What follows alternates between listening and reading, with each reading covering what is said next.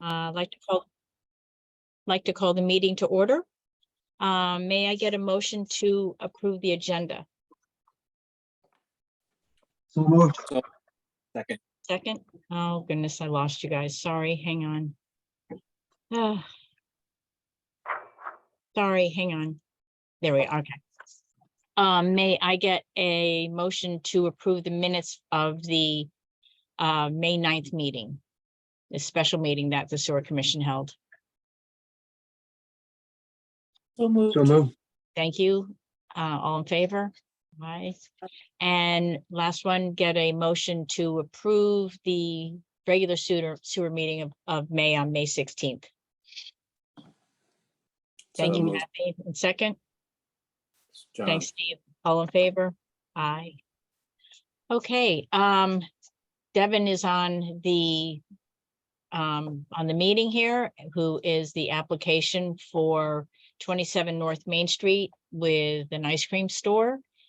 And Joyce sent out all the paperwork last week of drawings and the application and everything else involved. And I mean, while everything looks in order, I know we need to have Bart come and do an inspection for you. But Bart, do you have any comment on their application? Are they missing anything that you need? I haven't looked through the newest package of materials, so hopefully get to that sometime this week. So. Okay. I mean, it looks, everything seems to be in order, you know, everything seems to be drawn out well. So, as if according to plan, Bart looks it over and everything looks like it's in order, I don't see why it couldn't be approved at next month's meeting. Okay. Pretty quick and easy. You're on mute, so if you have any comment, I can't hear you. There you No, go. all good. I guess, because I know you guys need time to review, does that preclude us from proceeding with, I think, planning and zoning? We have to also get an approval, and their next meeting is before yours. I think their next meeting is like first week of July, and yours is like the second or something like that. Right. I would definitely go ahead with that application, you know, with that meeting, and then, you know, Bart, in the meantime, will have a chance to look at it. I mean, you're not installing a grease trap or anything like that, so I don't foresee it being complicated, and you've sent all the material that we need. So I'm sure that can happen for the next meeting, unless he sees something glaring, and he'll let you know before the meeting so that we could address it in a timely manner. Okay. Okay, thank you very Great. much. Thank you. Thanks for showing up. I appreciate it. Of course. Does anybody have any discussion on 27 North Main Street? Ricky, you're on mute. Okay. The women's and men's bathrooms, are those existing already, or you adding those? Those are existing, and they're part of, I guess the condo facility has shared public restrooms. Right. So we are not adding any new restroom facilities. All right, And thank you. public one is across the street, so they needed one. Great. Okay. Thank you very much. Thanks. Old business, 88 North Main Street, Firefly Inn. We did give them a temporary permit to open because he had reservations for June.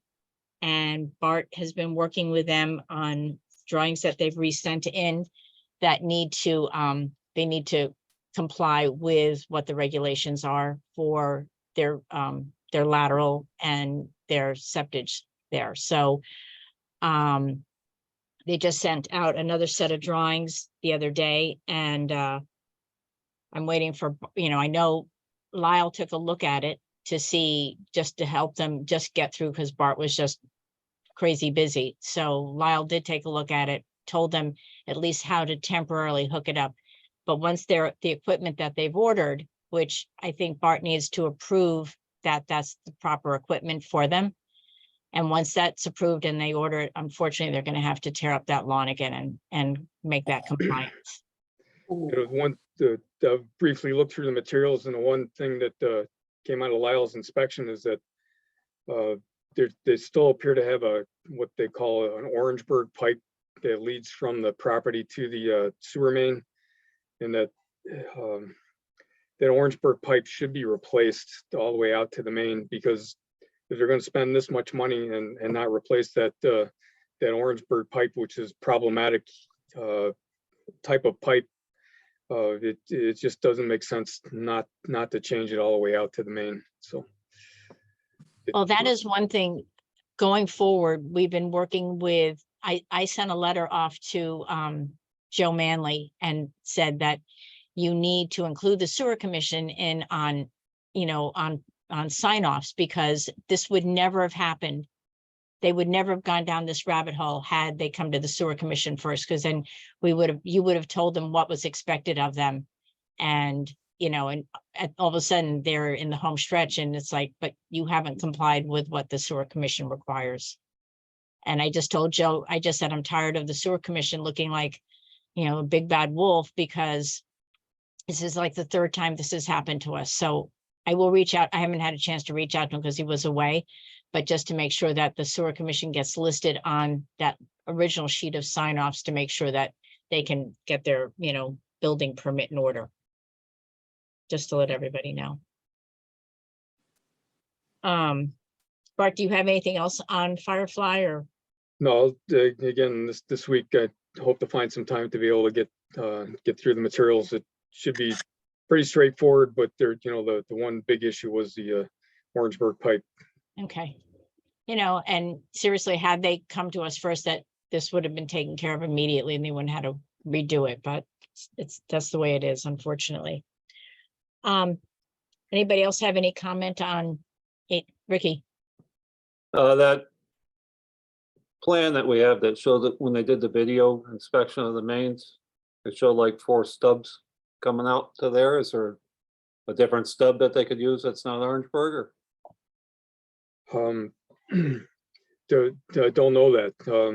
I guess you've reviewed the videos to see that there's 4 stubs coming off of that property. Video, but just the print that they made afterwards, it just the section of main shows 4 short stubs come off. It doesn't show where they go into the property exactly, but didn't know if any of those had been updated before to. If they wanted to look into that to see if there was one that they could use and just abandon the Orangeburg portion, then that would be fine. But you know, that it would be up to them to show that there's another lateral that they could use in place of the one that they're proposing to use. Because they are putting the pump system in, right? Yeah. Yep. Thank you. Lyle, you went up there. You approved him for, you helped him to get through what? Just so everybody knows. Because you and I had this conversation. I just want to make sure the commission is aware They of attached what to went the through. original Orangeburg pipe. I informed them though, like Bart said, that needs to be replaced all the way out to the line, or there is a manhole down the road a little bit. You know, go into that. But you know, they are well aware that Orangeburg is not acceptable. Okay. No, I'm just saying, because you had helped them, you know, you helped them tie into something to, Yeah. I didn't know if you just approved the Orangeburg and let them go with that temporarily, or there was something else that they tied into. They attached to that original pipe. Okay. All right. Okay. Does anybody else have anything on Firefly? Okay. Sewer plant roof. Lyle, I'm gonna let you take this one because you've been dealing with a guy. It's the Steve Bertolo, who's heading up the job. He's trying to organize the contractors to come this week to have a pre-bid meeting, and so they can see the lay of the land and, you know, what the job entails actually on site. And I communicated with him on yesterday about it, and he didn't have a day that they were coming, so I don't actually have a day to give you if anybody wanted to be here.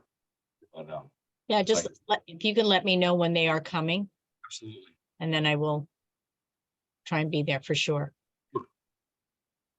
Okay. And we did get the, did you say that we got the sign off, sorry, I'm gonna call it the wrong word. What are they? The The shop stamp drawing. shop stamp drawings. Yeah, he's the one that sent me the email saying that he had it. Okay. Oh. Okay. Hang on, before we take off, 100 North Main Street and 14 North Main Street. They're on the agenda. I don't have it on my agenda. I don't know. I've I got only it on- have 88 sewer roof rate increase club getaway. I don't have 100 or Okay. And I got 14. 100 was dealt with. They, they made everything compliant and hooking up their sewer, putting in a new sewer line for that guest house. So they are all set as far as I know. And 14 is, she's not using that extra sink that we had required her to hook into the grease trap. She has done a workaround and is not using that, which we would have required her to hook into the grease trap on that. So she's done a workaround and is not using it. Thank you. Okay. Rate increase, Barbara and I we were talking about it in preparation with the budget, and we haven't had a moment to meet again, but we will tackle that, in the next coming weeks to figure out what we need and to tie it into what the costs are for things going forward and stuff. 5.4 Club Getaway. I reached out to David today and I've talked to him since, and he seems to be preoccupied at the moment because Club Getaway is in the process of buying Kent Coffee and Chocolate. And I know he's working on his, getting all the regulations to sign off for putting in the sewer at Club Getaway, but he hasn't talked to me this month about where he stands with the zoning commission on that. Lyle, I will let you give your report. Good afternoon, everyone. Last month, we had 2.4 million gallons total come through the plant. It's 78,000 gallon per day average. 1.2 million gallons came from Kent School. Our average BOD removal rate was 99%, and our total suspended solids removal rate was 98%. We have, we switched beds. Now we have one influent bed drying, one is in use, and two are ready for use. Grant continues with his studies. He completed the Sacramento wastewater course and is currently reviewing his study materials in preparation for the DEP wastewater test. Not sure what he got on the total course, but I don't think he got anything less than a 93 on any of the tests he sent in. So I would assume he'll have a passing certificate from that. We attended the Connecticut Rural Water and Wastewater Conference last week and took a continuing education course on PFOSs, which are forever chemicals, and their limits in wastewater. The DEP is still working on this. These chemicals can be found in a lot of things, such as nonstick cookware, leather, stain-resistant upholstery and carpeting, grease-resistant wrappings like microwave popcorn bags and pizza boxes. It's also found in things like shampoos and dental flosses, so it gets into the wastewater. The list goes on and on. Bottom line is the state has not yet set limits, and they really don't have a plan for how they're going to have what they're going to require for removal, but they claim all of that is coming. So I figured we should take a go, see what they had to say on that. I already spoke on the maintenance building roof. A pre-bid meeting is supposed to happen this week, according to Steve Botello. He wants to gather the contractors to do a site visit. And we did the biannual clean out of the pump stations and the shack here. And tomorrow we're doing the quarterly samples. That's all I have. Great. Thank you very much. Barbara. Okay, I am sharing my screen. Can everybody see it? Yep. I have my three usual reports. This is the actual versus budget. The only thing to point out here is that the sewer use charges are actually coming up now to the budgeted amount. They're very close. So that's a good thing. However, the septic fees are still below what was budgeted. This past month was a very good month for septic fees. So hopefully if June is the same, that'll get closer to the 100% mark. Everything else is pretty much trending upon the budgeted amounts. The big exception is the electricity, which we've discussed in the past, as well as the materials and supplies, because the materials and supplies include that extra sand for the 2 extra beds that wasn't budgeted for this fiscal year. So even with the transfer to the capital reserve and the short-term asset reserve of over $20,000, we're still operating at a net profit of $29,000 year to date. The second Didn't we document, factor- I'm sorry, didn't we factor in the sand for 2 years Yeah. in a row? Yeah, we factored in last year to do 2 beds and we didn't get those done, so. I those- thought that we had put it in for as well put Yeah, the for other this, 2 in for this year too. last year, 2 for this year, and we did all 4 this year. Okay. Sorry. that's okay. This is the balance sheet, and I give you last year to date versus this year to date, so you can see the variances. So as you can see, our checkbook is down a little bit, the septage is down a little bit, but the capital account is up because of the transfer that we made. But the biggest news, and I think I've repeated this every month, is that the amount owed to the town of Kent is actually down by $77,000. So that's basically where this difference in our cash has gone, is back to the town to pay off what we owe them for the belt press. So even though the actual versus budget showed a $30,000 profit and loss, the net income is really $50,000 because the transfer to capital isn't really an expense. That's just a transfer in-house. So we're really at a $50,000 profit so far this year. And the last document is the disbursement ledger. This is just for the month of May. And there really wasn't anything in here of note. Everything was pretty standard: payroll, revenue, and a couple of expenses for operating expenses, and everything is going along as it should be. So I Yeah. only need a motion from the board to approve the disbursement ledger. So may I get a motion to approve the ledger for Barbara? So moved. Thanks, Steve. Second? A Thanks, second. Kathy. All in favor? Aye. Aye. Thanks, Barbara. Thanks. Debbie's here. I'm here, but I don't have anything to report. If someone has a question, I'm happy to answer. Otherwise, Barbara covers everything pretty well. All right. All right, that leaves Bart. Other than the work we've been doing for the small connection issues, haven't really accomplished anything other than that at this point in time, but hope to get back to all the important business we have associated with the plant expansion and things of that sort. So The other thing, just Bart, on an aside, Joyce and I sort of sat down one day, like last month, to try and, I don't know, maybe somewhat simplify the application for connections and discharges and things like that.